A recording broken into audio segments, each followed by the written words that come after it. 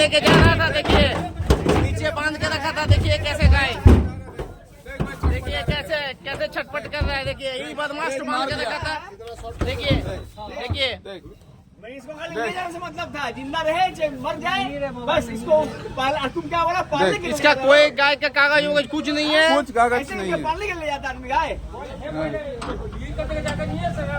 नहीं ऐसे नहीं अपना नीचे बांधा है, नीचे लेके जा रहे हैं, ढक के लेके जा रहे हैं। नीचे तरफ बांधा हुआ था गाय, तो अभी हम लोग खोला है आपसे, नीचे तरफ बांधा हुआ था, मुंह घुसा हुआ था, उसका दाम घुट जाते मर जाता, उसका कौन जिम्मेदारी लेता?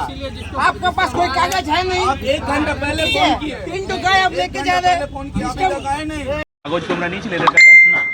তোমাদের কাছে কোনো কাগজ আছে? না। কোনো কিছু কাগজ নেই তো? না। কোনো এর না কোনো কিছু কাগজ নেই তো?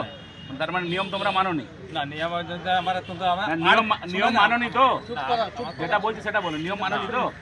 না, নিয়ম মেনে কাজ হয়েছে তো? জানি না, এটা করতে পারবো না। ঠিক আছে, চলো।